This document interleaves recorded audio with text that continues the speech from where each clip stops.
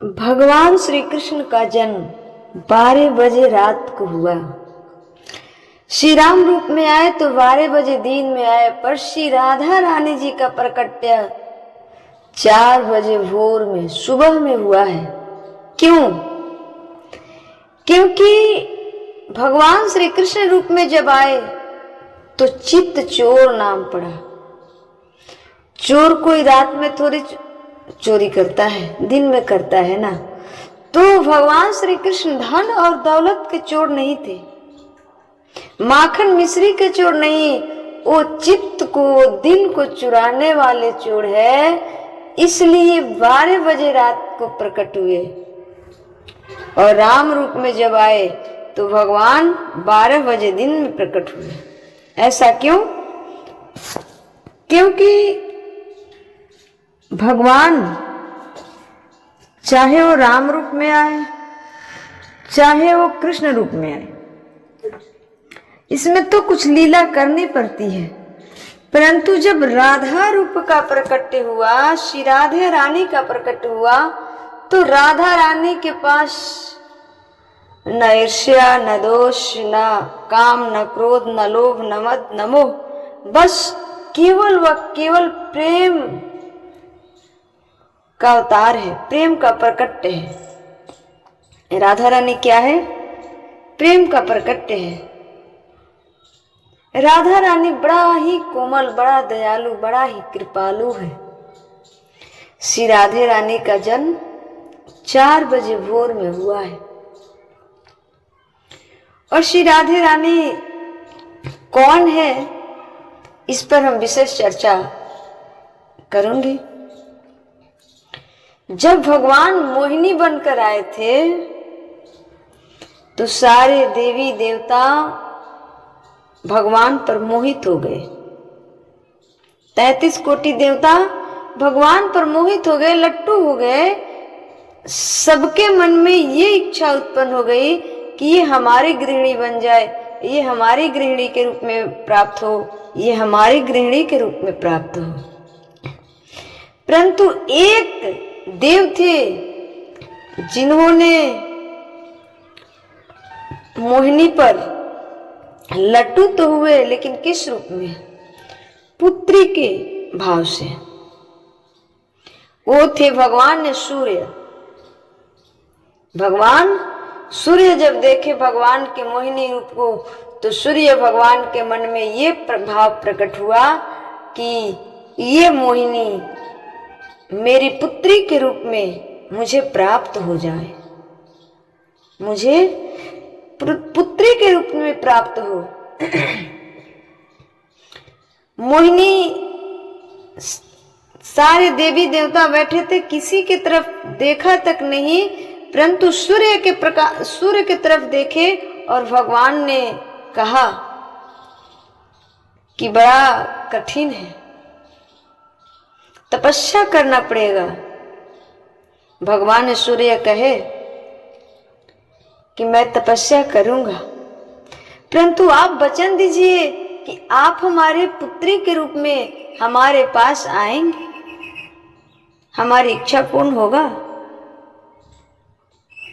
भगवान वही मोहिनी वचन दिए कि हाँ, परंतु तपस्या तो करना पड़ेगा, तपस्या तो करना पड़ेगा। भगवान सूर्य कहे कि मैं करूंगा। अब वही सूर्य भगवान वृषभानु बनकर प्रकट हुए, तपस्या कर रहे हैं। तपस्या खूब किए। उसके बाद तो भगवान मोहिनी ये भगवान की तपस्या नहीं किए, ब्रह्मा जी की तपस्या की और ब्रह्मा जी को प्रकट किए। तो ब्रह्मा जी से वृषभानु जी ने कहा कि प्रभु, आप तो भगवान के बड़े समीप हैं। ब्रह्मा जी ने कहा कि जी बोलो, कहना क्या चाहते हो?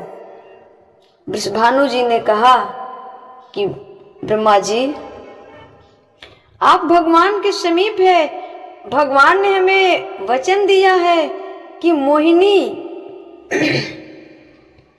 के रूप में जब आए थे तो हमने उनसे कहा कि पुत्री के रूप में ऐसी हमें मतलब ये प्राप्त हो, तो भगवान ने वचन दिया है, क्या पता वो भूल गए हो, जाकर उन्हें याद तो दिला दीजिए। ब्रह्मा जी ने कहा ठीक है।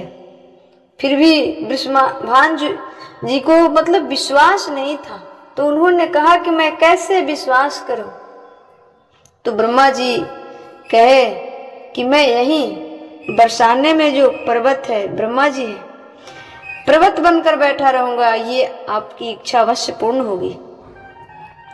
ब्रह्मा जी श्री कृष्ण के पास गए। ब्रह्मा जी श्री कृष्ण के पास गए, भगवान से कहा कि आपने किसी को वचन दिया है, उन्होंने आपकी प्रतीक्षा कर रहा है, बहुत तपस्या कर रहा है। भगवान ने कहा कि सच में कहो तो हम भूल ही गए थे, परंतु आपने याद दिला दिया।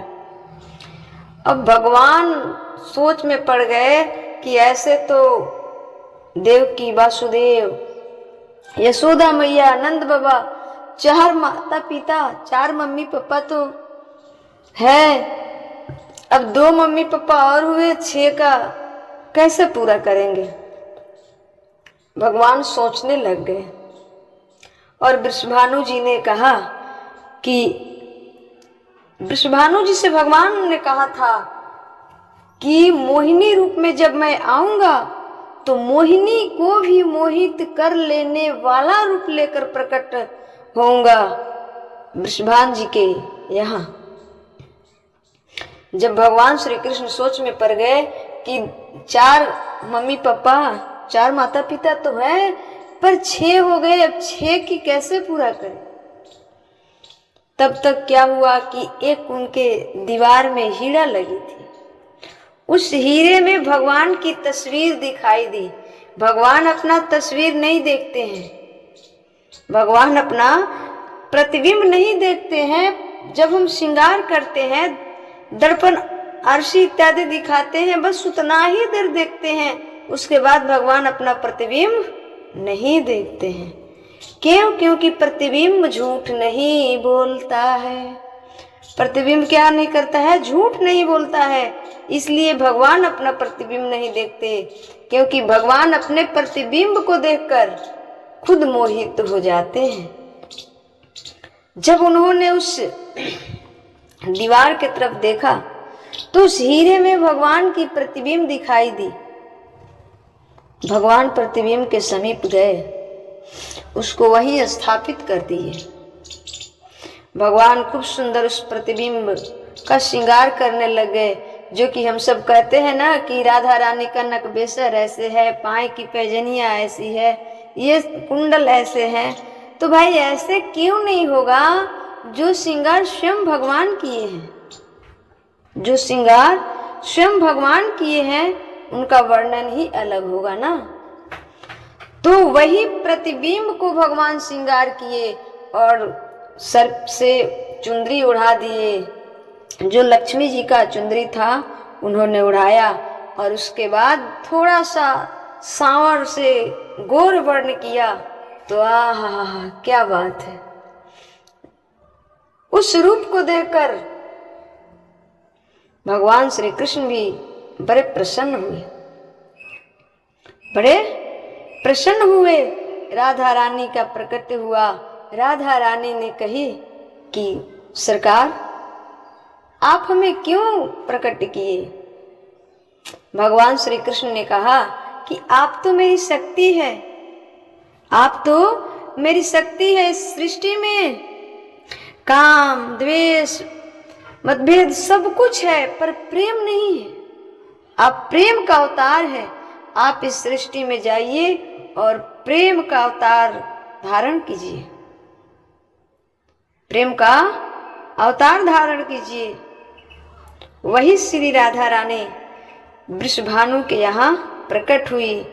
इसलिए राधा और श्री कृष्ण 2 नहीं है, राधा और श्री कृष्ण 2 नहीं है, एक ही है। भगवान श्री कृष्ण की प्रतिबिंब है श्री राधा रानी। श्री राधा रानी प्रेम की मूर्त है, बड़ा ही कोमल है, कोमल हृदय है श्री राधा रानी की।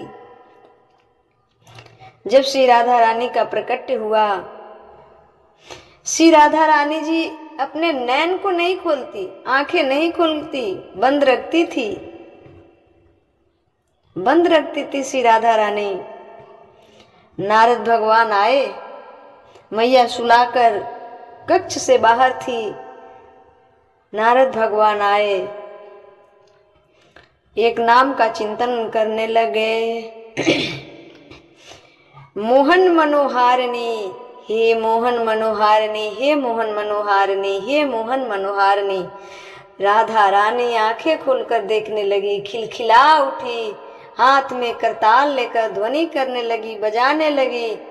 जब वृषभान दुलारू आकर देखे तो देखे कि राधा तो नृत्य कर रही है, ये कैसा चमत्कार है। फिर जब वृषभान दुलारू कीर्ति मैया गई, राधा रानी आंखें बंद कर ली। क्या कर ली? आंखें बंद कर ली। फिर इन्होंने कहा कि आपने कीर्तिभान जी और वृषभानु जी नारद भगवान से प्रश्न किए कि ऐसा क्या आपने कहा कि मेरी लाडली आंखें खोल ली और फिर आंखें बंद कर ली। नारद जी हंस रहे हैं, मुस्कुरा रहे हैं, लेकिन श्री राधा रानी भगवान श्री कृष्ण के प्रतीक्षा में अपने आंखों को बंद करके रखी है। श्री राधा रानी भगवान श्री कृष्ण से 11 माह बड़ी है, 11 माह बड़ी है,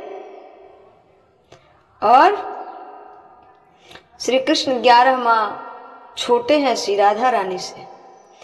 ऐसे है श्री राधा रानी का प्रकट्य का कथा। यदि कोई त्रुटि हो तो आप सभी माफ कीजिए।